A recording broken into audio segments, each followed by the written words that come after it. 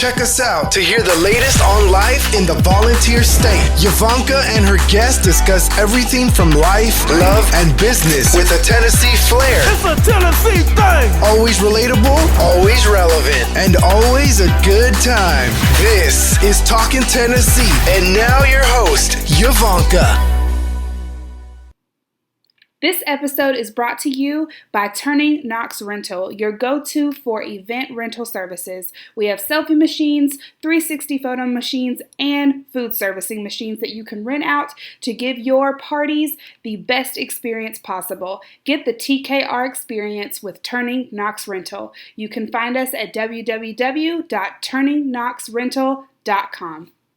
Welcome back to Talkin' Tennessee with Yvanka. I am your host, and I am here this week with one of the greatest leaders in Knoxville. Her name is Tammy White with Leadership Knoxville. Welcome.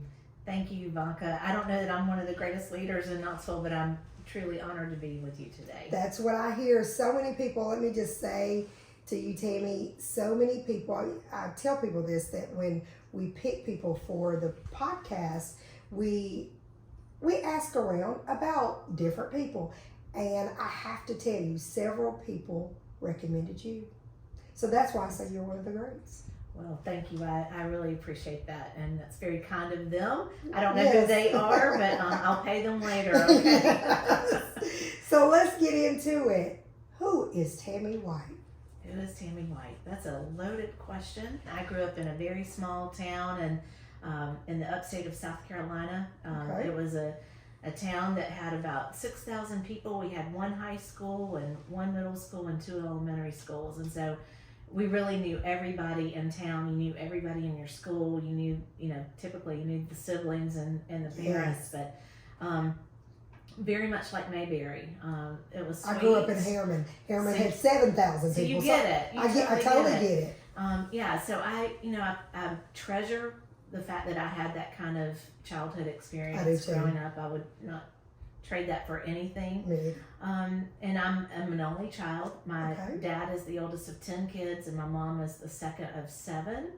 And so, the second of 7. Okay. Yes. So I think they did without a lot growing up, and much more so on my dad's side of the family than my mom's family, but really struggled. And so they decided when they got married, we're just having one.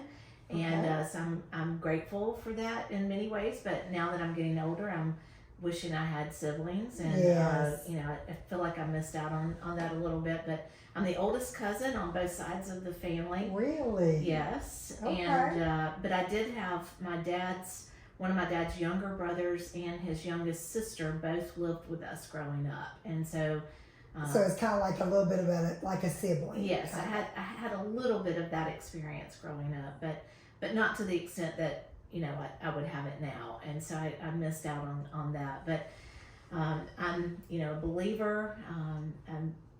Was raised in a Baptist church and was married in a Presbyterian church. Okay. I'm now divorced, but my husband was Methodist, and so I ended up switching to Methodist, and now I'm back in Presbyterian now that I'm divorced. So, but I still hold true to my Baptist roots growing up, and just grew up in church, and I feel like foundationally that's really centered me for who I am today. Wasn't always strong in my faith, but definitely have been growing, and now I would just say I'm continuing to try and grow in my faith and do the right things, and I'm serving in my church as an elder now. I recently became an elder, so so who is Tammy White?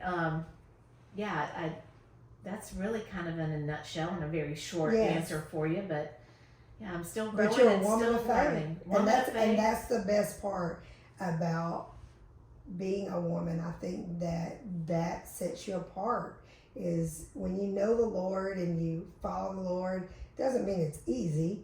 I said on my Facebook Live last night, I said, I don't want anything out of the will of God. And I said, there was a time that I would not say that, because when you want something, right. And I said, but God has taught me, and then my walk with God has shown me that when you walk in the will of God, it's so much greater. So I get it. I came from a small town as well. It's funny that you said about Methodist because I grew up Methodist and now I'm non-denominational. And so I grew up in a small church, a family. The church was right across the street from my house, and a great community. My grandfather was a great educator, so I know what it's like to be from a small town. It's just priceless to me. Yeah, and I wish I could go back. And I have this conversation with my friends sometimes, but it's like, what would you do? And this is the sad part about why a lot of people leave small towns is because of the lack of jobs and opportunity. And so that's the part that's kind of heartbreaking. I know I oftentimes think, about, should I move back? Right, what kind of business could I start and actually make money? Yes, And exactly. I still haven't come up with that yet. Exactly. So I guess I'm going to stay right where I'm at for a while. There you go. So let's talk about that. So you are the president and CEO of Leadership Knoxville. Yes, What is Leadership Knoxville?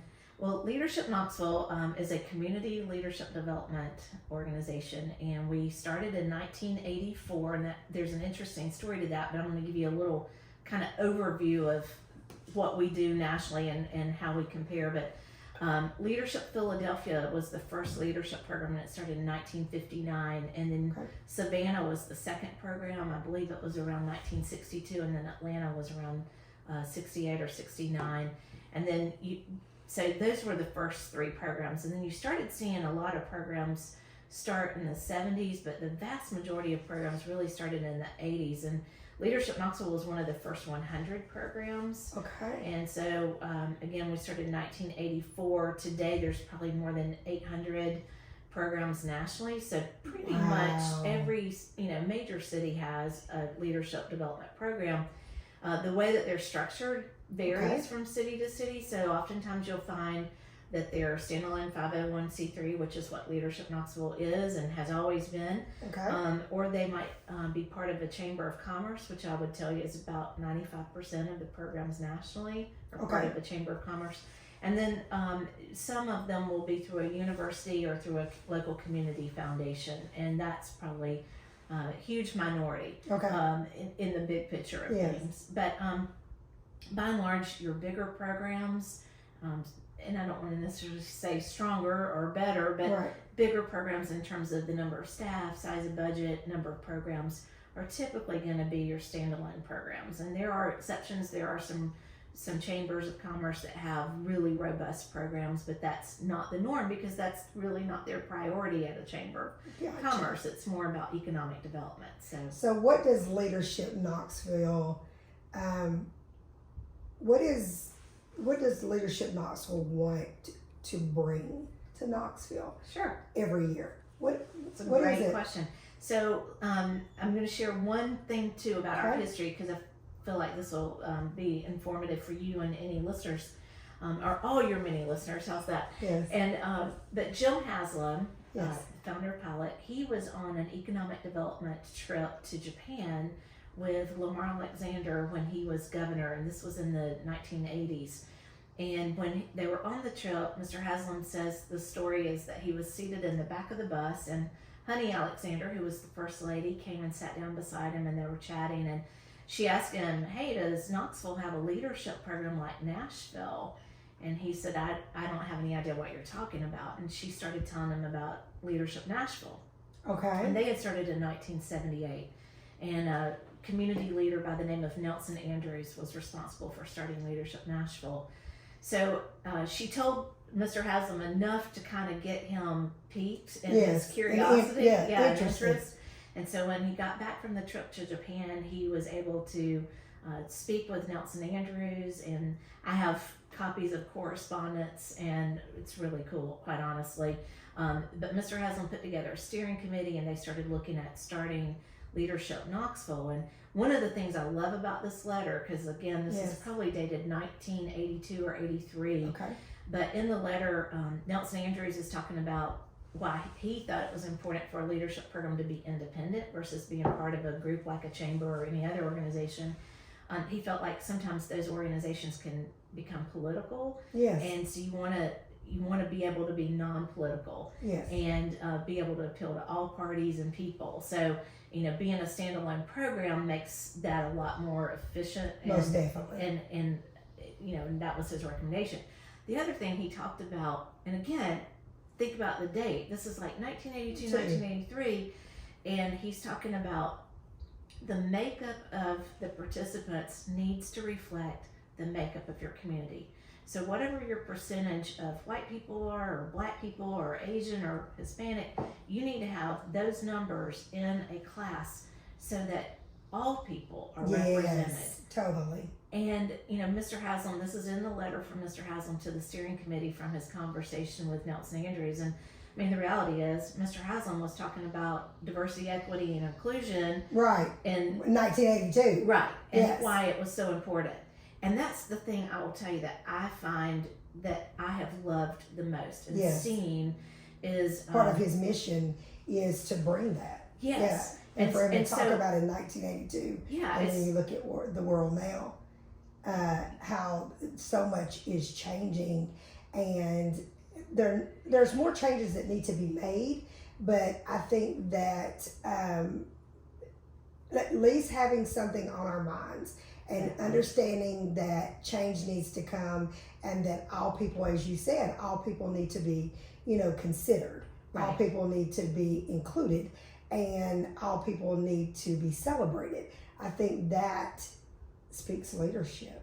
Yeah, it's really important to us, and the selection process for Leadership yes. Knoxville. And I know there are probably people that are listening that have never gotten in that may have applied, and yes. I tell people all the time, keep applying. Yes. Because the committee changes every year. Okay. And sometimes you have to be realistic too, and thinking about, okay, who are the people that are the key are in a position of being able to influence decisions or make decisions. Okay. Those are the people we really need in these programs, and particularly the flagship program, because as they spend 10 months together in community, they're learning about what are Knoxville's biggest issues, what are Knoxville's biggest opportunities, and yes.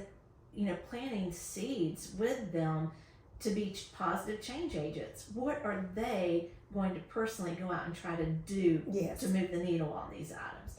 And so that's why it's really paramount too that we have all these different voices included. So you have to have that, because selection, I can understand. Selection could be hard. I mean, you get.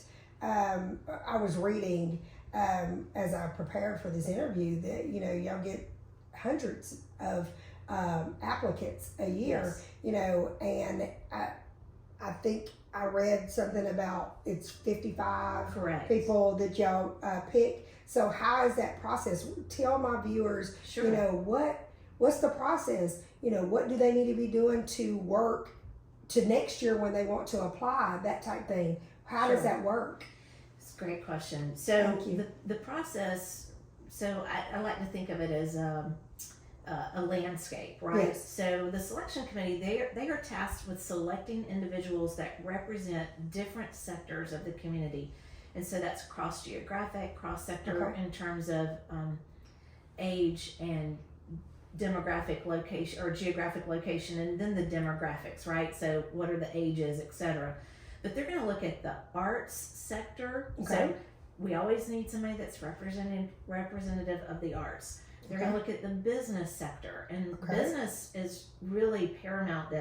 That's probably the vast majority of the individuals in the class. It's probably going to be at least 30 to 35 individuals, maybe a few more, that represent the business community. But the because reality business is they make everything go it around. I was going to say, it runs Knoxville. Right. Right. It's a known fact. Keep going. And so in the business, we're going to look at small businesses. Okay. We're going to look at large businesses would be anybody that employs more than 100 people. And then we're going to look at publicly traded businesses, because those are huge businesses, right? Most definitely. And then outside of business, we're going to look at nonprofit.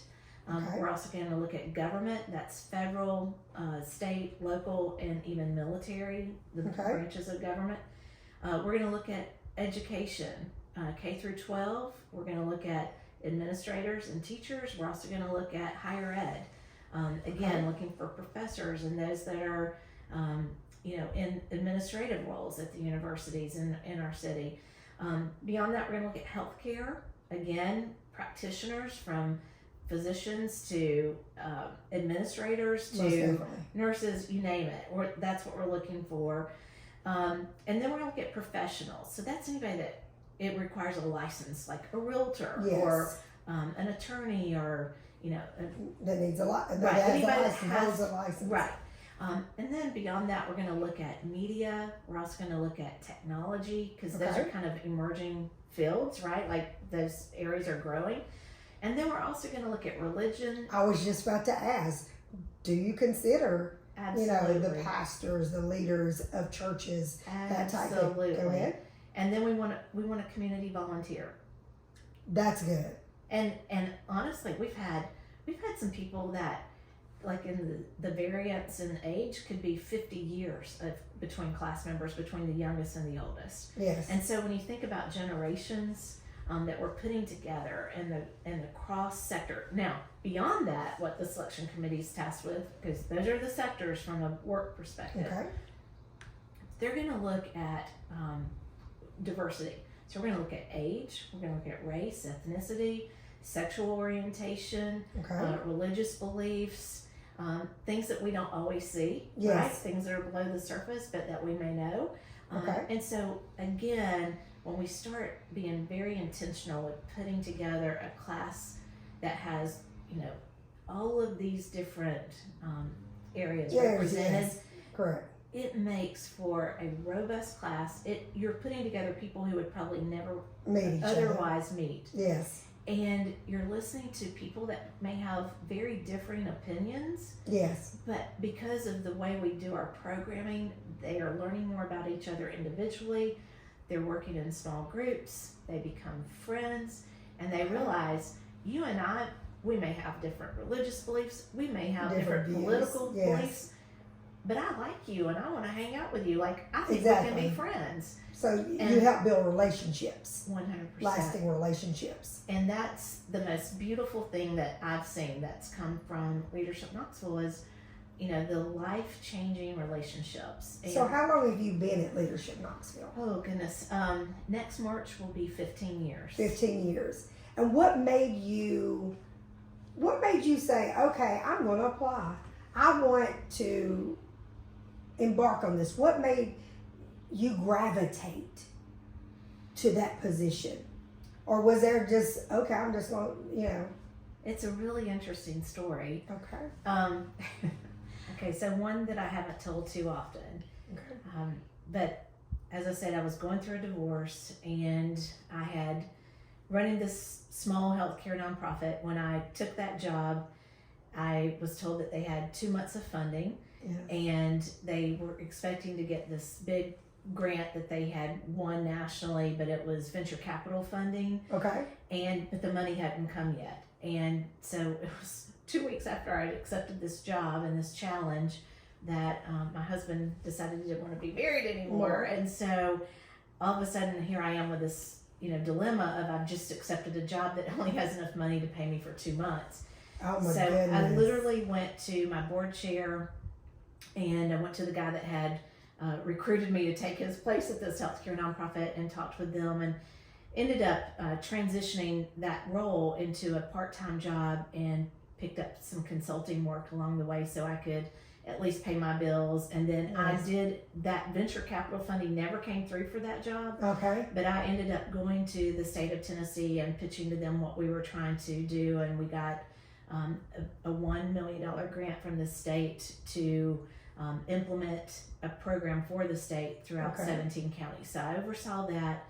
And so I was doing that, and through that process, I got to meet a lot of people. And one of the people I met was a guy that was running a big healthcare corporation here in Knoxville. And he just happened to be an alum of Leadership Knoxville, and he was heading up a search committee for a position that they had at Leadership Knoxville, and it was to be the program director. Okay. And that would be the program director for the flagship program. And so he told me about the job and he said, I think you'd be great at this. I think this is something you need to apply for. So I looked at it and understand, prior to all of this work, I had worked for the state of Tennessee. I'd run the governor's office here for a number of years, and then I went over to ECD, Economic and Community Development, where I was working in 17 counties, and I was helping start leadership programs in a bunch of these counties that did not have a community leadership program. So and if you had asked me what my favorite job was, it was doing that work, because I was really seeing, all of these great things happening in communities, bringing these great things differences being made. Absolutely, and helping people, really making a difference on the ground.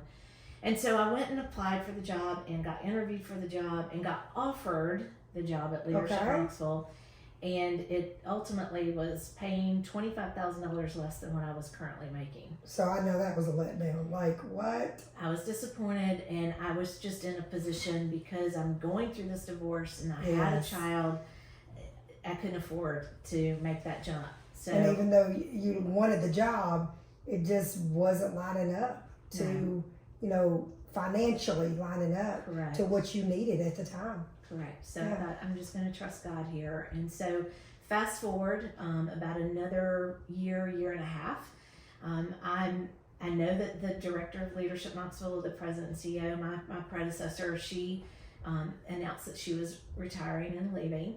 And so they were doing a search to replace her, and I did not apply for her replacement, but I had several friends that were applying, and I was supportive of them, and one in particular I really thought should get the job, and she's still a good friend of mine. And so again, I didn't put my name in, and long story short, like they went through this whole process, and I noticed that in December of 2008, this guy from the healthcare nonprofit who was heading up the search committee for Leadership Knoxville, again now on this position for the replacement of the president and CEO, had called me, and I never returned his call in December. It was a busy time, and you just didn't. I didn't.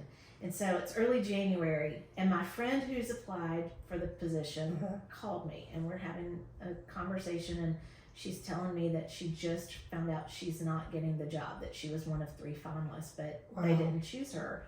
And I was disappointed with her, and just really I felt bad for her, and because I thought she'd be great. And honestly, while we're having a conversation, this gentleman's calling me on the other line. Wow. So I waited, and I listened to his voicemail when I got off the phone with her, and he was like, I know your heart was like beating so fast. I'm like, why is he calling me? Why is he calling me at all times after my friend just told me that? Yeah. And so, I thought, okay, and he's saying, I really need to talk to you. So I thought, okay, I've got to call him back, because I am doing business with him, right? Yeah.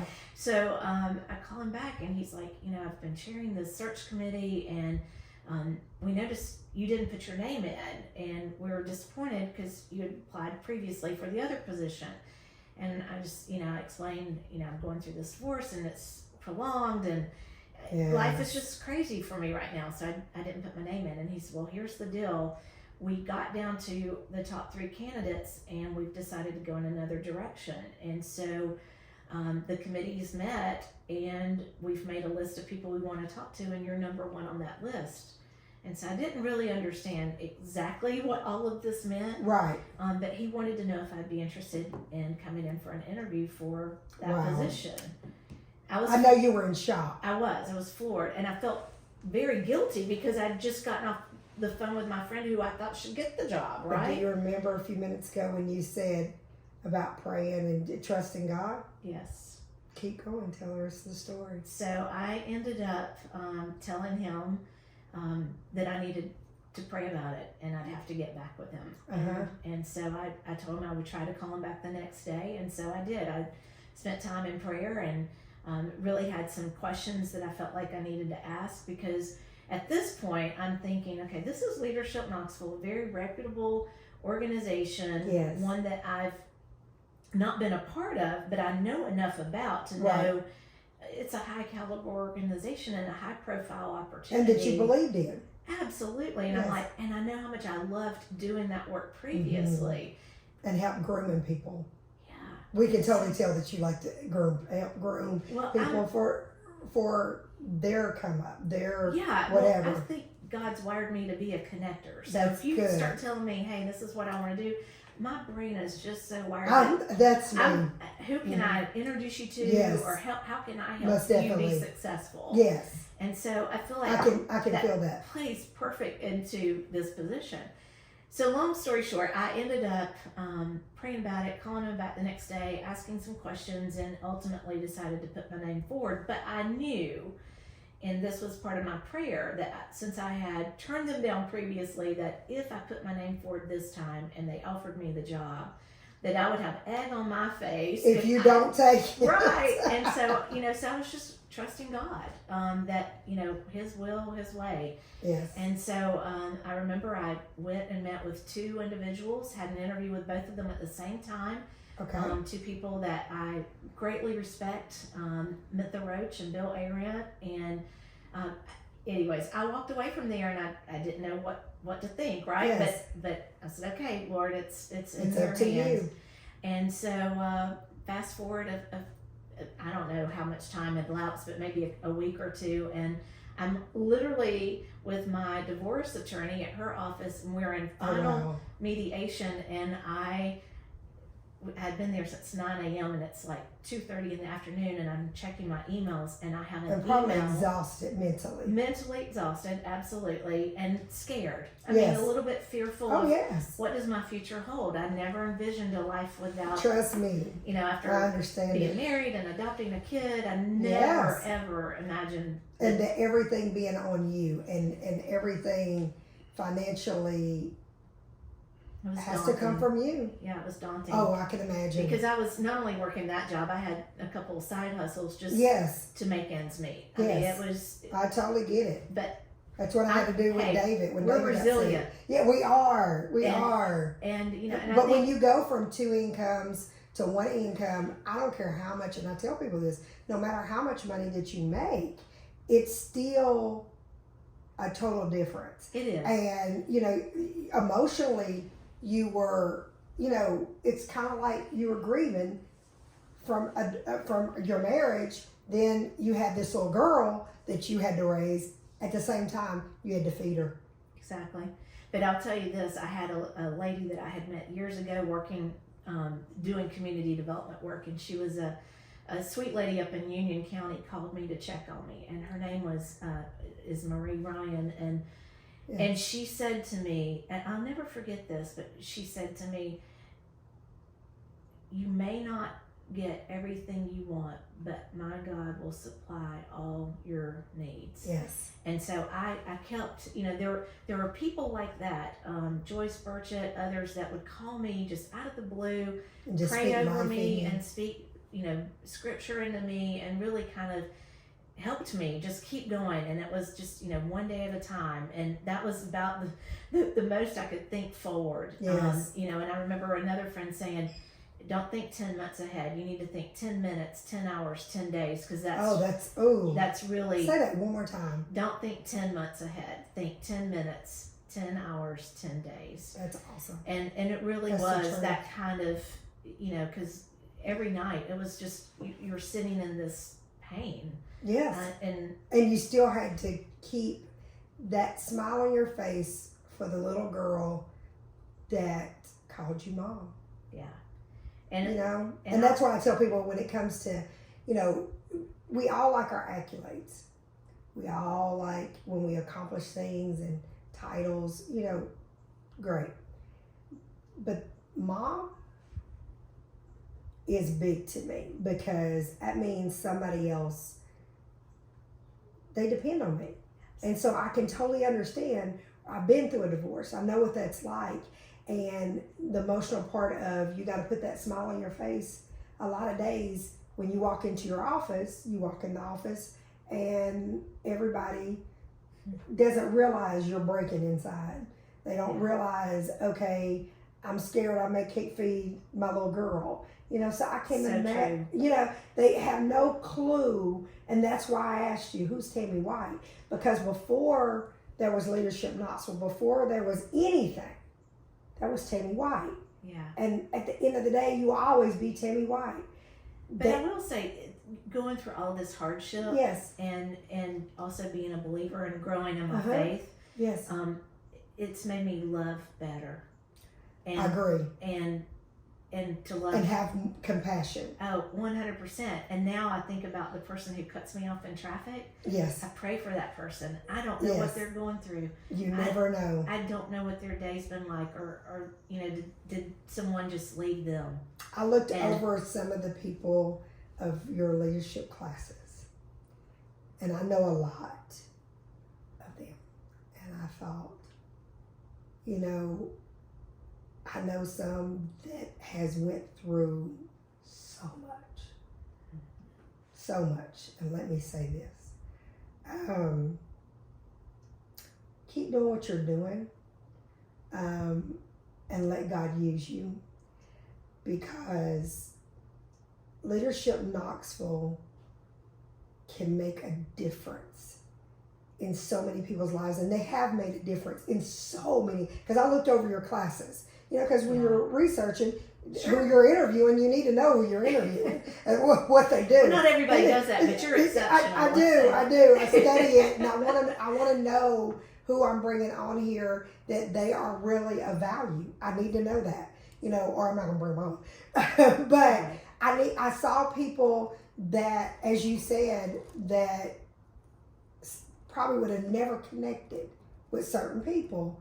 And so, to your story of when Leadership Knoxville offered you a job and it was $25,000 less, you could have had a deaf ear to Leadership Knoxville because they didn't think I was worthy. They didn't want to give me what I wanted, that type thing. But a delay is never a deny when it comes to God. And so yours was a delay, it wasn't a deny. And you were worthy, but a lot of times, a lot of women that were going through what you're going through, and Tammy, let me say this, you are a pillar to this community, and so many people really and truly believe in you. I want you to know that. And if you would have, say you would have went in a negative way of Leadership Knoxville, and you would have felt like, I'm not going down that road again.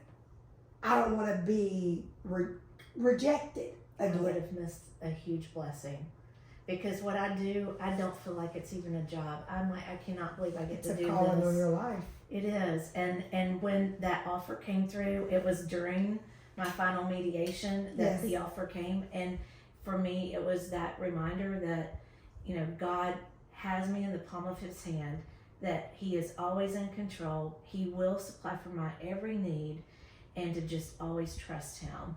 And you have to. You have to. And I feel like He has put me here for a purpose, and I'm still trying to live it every day.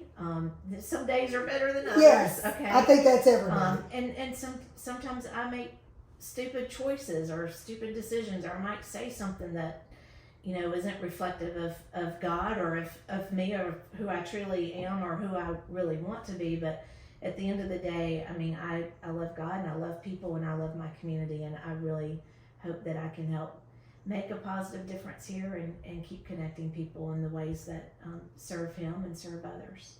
That's amazing. So let me ask you this. There's so many success stories from Leadership Knoxville. But if you had to pick one and you say, this one to me was compelling, and this one I would like to share, because there's so many, we can't share them all. Yes. Is there one that you could say, this is the one that I would want to share to Talkin' Tennessee viewers? Okay.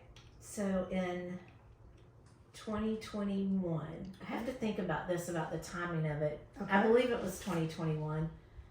If not, it was 2020. No, it was 2020. It was 2021. Sorry. You're fine. Knee surgery messes up with your memory, right? You're totally good. So we have this annual event called the Mayors Leadership Luncheon. Typically have anywhere from 800 to 1,000 people. And this year was, we're coming out of COVID.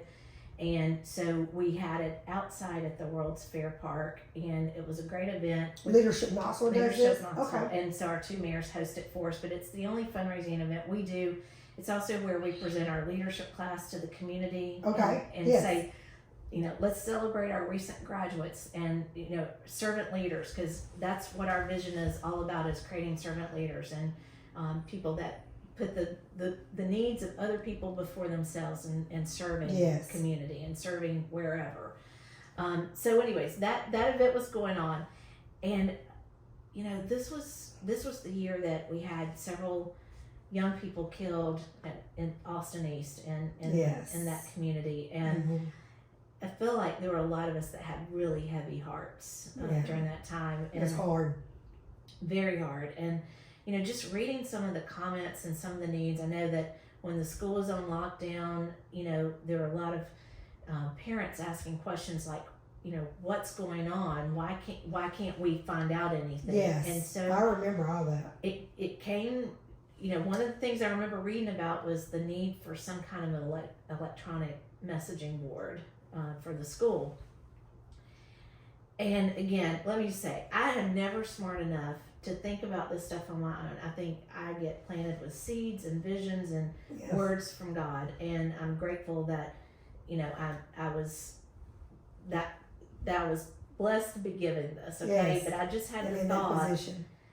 Just had the thought, and this is a week before the event. Okay. Our community is broken. Our community is hurting. Mm-hmm. And so divided. What can we do Mm-hmm. to show love? Yeah. I mean, truly love our neighbors, Yes. right? And so, Harry Gross with Truist, they were our sponsor for the event. So I picked up the phone and I called Harry, and I said, Harry, I'm having this thought. I'm having, you know, this. My heart's hurting. I mean, it was heavy. Yes. And I It said, was. I have found out that Austin East has had this desire and a fundraising campaign to try and purchase an electronic messaging board for the school for maybe a year or two, and they hadn't raised all the funds that they needed. And I had called Renee Kelly to find out how much do they need. Mm-hmm. And it was close to, I don't know, it was 38,000, I believe was the number. Okay. And I said to Harry, I have a thought, and nobody knows this. I haven't even told my board chair. I haven't told my staff. Like, this is me and Just you. on your heart. And I said, would you be willing to give me $5,000 seed money, like as a challenge grant, and let me make phone calls and raise this money, and let's present a check at the luncheon? And he said, I'm in. Like, no I'm in. hesitation. And literally, I just started making a list of who am I going to call. Yes. Who And can I get? And I started calling, and in less than 8 hours, I had the money raised and Oh, committed. wow. And so that was probably one of the most proud moments Yes. to do that. Yes. Because Because you didn't. literally my staff didn't even know. I was just okay? about to say you didn't bring your board together and say, "Hey, we need to raise this money." It No, was just something that God laid it on your heart to do. There was a part of our community that was hurting and needed healing and needed to be shown love and compassion. And now I'm glad I was a vessel for that. Yes, and Tammy, you have to realize that being in the position that you are in, you have to realize that God is using you for the weak, the weary. He's using you to give a voice to so many people. And if there's anything that I can say to you as we go to the ending of this podcast, help people have a voice. You know what it's like to be weak. Yeah. You know what it's like to have your life turned upside down. You know what it's like to go from, let's be honest, being married, the picket fence. You know what I'm talking I about. do. You know what that's like to look the part of the family with the dog and the cat and all that stuff. But you know what it's like to be shook up. And okay, now I'm a single mom, and this kid is depending on me. And please tell my viewers where you just took your daughter. Yeah, so my daughter, she was adopted at birth, and she's had this dream for about 3 years. And I remember telling her 3 years ago, I think you're good enough. She's like, my dream is to play lacrosse in college. And I said, I think you're good enough. I know you're good enough, but we got to do some things to help you get there. And here's what I'm going to commit to you. I'm going to pay for those things, and I'm going to drive you places, but you have to do the work. Mm-hmm. And so we did a number of things. And I just took her Saturday to North Greenville University in Tigerville, South Carolina, just outside of Greenville. And she is committed as a D2 lacrosse player for their school as a crusader. And she'll be playing goalie this spring. So for every single mom that's out there, yeah, my dream came true too. You have to look at the Tammy White story, and you have to look at, no matter all the accolades, no matter all the titles that Tammy White has, she's still just Tammy White. And she was a mom, she's a single mom, but she didn't give up. She showed her daughter she can make it. She's taught her daughter to stand on her own and not depend on someone else to make it for her. And she's shown strength. And so for everybody that's out there, if anything that me and Tammy can teach you is, because I've been a single mom, I'm married now, but I've been a single mom, and it's not the easiest. It's not, and there's a lot of lonely days. There's a lot of days that you feel like a pure failure. Oh yeah, pure failure. And you question yourself. You know, we question ourselves. We walk in rooms. Tammy walks in Leadership Knoxville rooms many times when she was broken about certain, whatever it was. If I can say something to all the viewers, keep going. Keep striving. Find you a voice. If you don't have a voice and you feel weak, find somebody that has a voice that's willing to talk to you, that's willing to share the good and the bad and the ugly, and find someone that knows Christ. So true. Do you agree? I do agree. And I'll just add one thing to that too. Uh-huh. I really do believe that leaders have both an ethical and moral responsibility. Please. And when you see a need or know of a need, then do something about it. Don't walk with a blind eye just because it's not you, because I see so many people that walk with a blind eye, but when it happens to them, it's so devastating. And it is devastating. But maybe, just maybe, if you'd have just stopped long enough and humbled yourself enough to say, this could be me. I know when my husband went on life support the day before, I was planning a cookout for my church.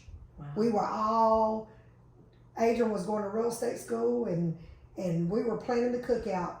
I could have never foreseen that the next day that he'd be on life support.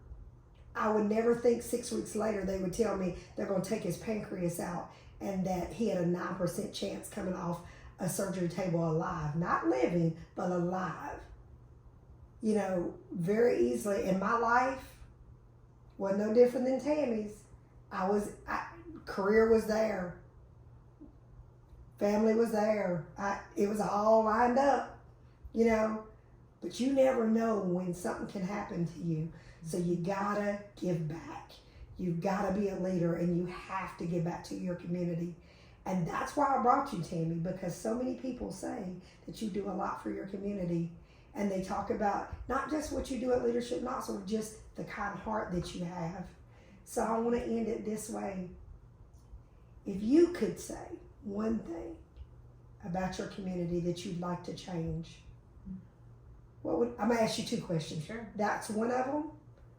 What would you like to change in this community? For one, this is something I'm pretty passionate about. I really feel like we need to be better neighbors. And so I challenge people, and it starts at home. It starts with where you live. Yes. Do you know your neighbors? Do you know their names? Do you know their kids' names? Do you know their pets' names? Do you know the people that live in front of you, beside you, and behind you? And if you can, because Jesus has told us, he expects us to love our neighbors, and you can't love them if you don't know them. And so I just think that's such a good point. If we could start at home and start getting to know our neighbors, start having conversations and dialogue with people that may look different from us, that may not, go to the same church or may not go to church at all, but can we just love people, and can we create a ripple effect throughout our community that changes the hearts of people so that we have a more generous, loving, compassionate Knoxville. That's what I would I'm in real estate, and I hear people say all the time, I don't want any neighbors. But you never know if there's ever a time that you might need a neighbor. I understand privacy, I get it. But you gotta know some people, because I can honestly say that when David was in the hospital, Tammy, my neighbors came. My colleagues came, my friends came, my family came, strangers came. It was people all over. I heard from churches from other states that had just heard the story and wanted to be a part and wanted me to know that David was on their prayer list. Churches I had never heard of, any of that. And I mean, literally, I had at least 400 to 500 people come to visit me during the time I was in the hospital, and it was unbelievable. But this was our community. I want y'all to know, our community showed up for me. They really did, and it was every race. It wasn't just my race. It was every race. They knew the family that we are. They know that we give back to our community, and they saw a need. Right. I had people cooking for me, Tammy, that I had never even known. So I agree with you. Send them to my house. I was like, and good food too, real good food. I had people cut my grass. That's awesome. Yeah, I mean, it was unbelievable. Shout out to Steve Fogarty from Realty Executives. Steve Fogarty, he saved my family. Wow. I could have lost everything, but that man literally came to my house on Thanksgiving Day when he had a house full of people.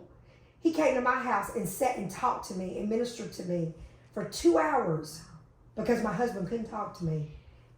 During the time, my 10-year anniversary was when I was in the hospital. He brought 2 dozen of roses to me, and he said, I know that if David was on his feet, David Landis would buy you flowers. He bought me 2 dozen of flowers. That's what your neighbors do. That's what colleagues do. So I agree with you, Tammy. I love my community. And look at, we see it all over the country, right? The lack of discourse, the lack of people being able to talk to each other that have different beliefs. And so totally, it's part of what we do at Leadership Knoxville, but I'm like, how can we do community better? So what's the next thing for Tammy White? Next thing for Tammy White. Well, that's a really good question and a loaded question for the end. Thank you. You're welcome. I really do see myself, I'm old, right? You are not. Well, I'm older, and I'm at this now that my child has left me for college, and